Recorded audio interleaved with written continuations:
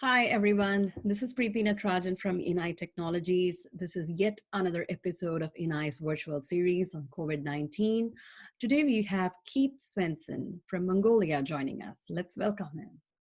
Hello, Keith. How are you today? Doing well. Spring is here and we're getting everything ready. Well, we're maintaining ourselves anyhow, and hopefully the season will pan out to do something this year. Awesome. So tell us a little bit more about you and your business in Mongolia so our audience can learn from what is your business? What do you do there? Well, we're called Stone Horse Mongolia, or Stone Horse Expeditions. And we have a tour company that basically focuses on backcountry wilderness expeditions into the premier protected areas or national parks in Mongolia.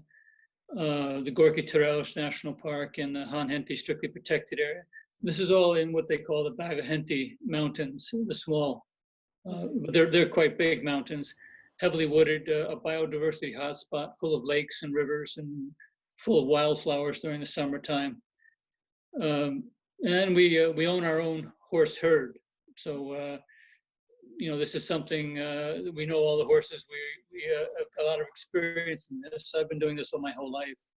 I originally came here about 20 years ago, my wife and I, and we were doing the development work, helping with the protected area management and helping to train on international standards for national park management, this kind of thing as Mongolia was developing.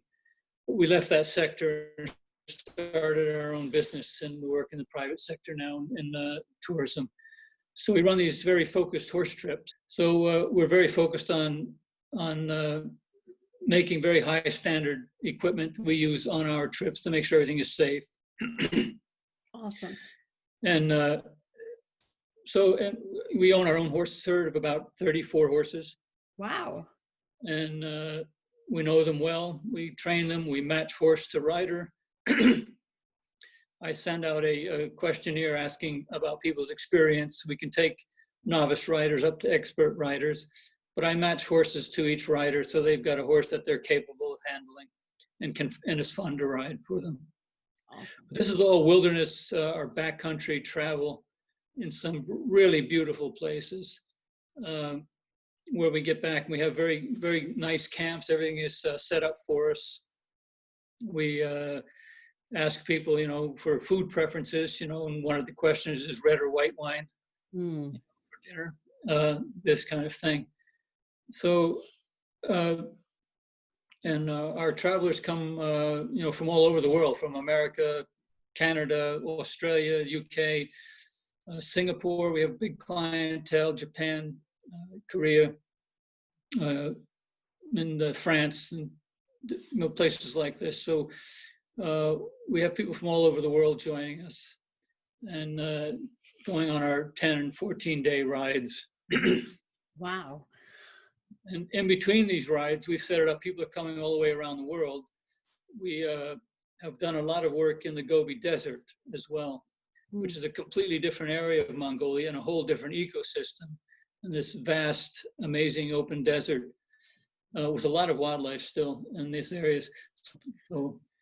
So you told that even beginners can take these trips, right? I mean, you don't need to know horse riding to do this, but do you have any size? What is the size of each group, and do you have any age restrictions? Can take beginners. We just, for their own safety, they should be in a fairly good physical condition and be looking for some new adventure. Okay, absolutely. But our horses we have got well-trained horses that can handle them, I should say, know what to do. But we also give, some pointers and tips all along the way. So we can take novice right up to expert riders, beginning right up to expert riders. And then to keep the size of the groups between 6 and 8 people at the most. We don't like to get any bigger than that at all. We don't get any bigger than that. And it's for the impact on the environment. We're very mindful of that. That's very good. And just to keep the group intimate, so they each have a good experience, and there's not, we can give a good focus on each trip. On our staff for each of these trips, we would have probably 5 people. For 8 people, 6 to 8 people, we'd have 5 people as staff, horsemen, cooks, and the trip leaders. Of the age limits, we would start people around 12 to 14 years old if they have good experience riding. If they're around 12 years old, we ask that they have some kind of riding experience. We've had the upward age limit is if you're fit and feel like you can do this, and because it is a bit strenuous, you should be moderately fit to do something like this, because you're getting on and off a horse all the time. No limit. No. If you can do it, no upper limit. Certainly the Gobi trips, those are more vehicle-based. Anybody can do those. So now, how has COVID-19 impacted your business? Has it even, I don't even know how it is in Mongolia. Are you still running tours? If not, what is the situation there? Facing the same thing that everybody else is facing. The only cases we have in the country are expats that they have brought back, Mongolian nationals that have been overseas, that, like students, suddenly everything's closed. The students have no place to live. They've got to come home. So they've had special commercial flights. Every other flight has been closed since February. You can't go in or out of the country right now. And so they've shut down all the borders, trains, planes, everything. And that will be reviewed again at the end of this month, at the end of May, as to whether they open up or not. But they brought in special charter flights, and anybody who has shown any symptoms, and everybody actually coming in on the charter flights has to go into a 21-day quarantine. Anybody showing symptoms are taken to a special center all set up for COVID patients and are treated. There have been no deaths in Mongolia from COVID-19, which is pretty remarkable for a small country. So very proud of what Mongolians have done here.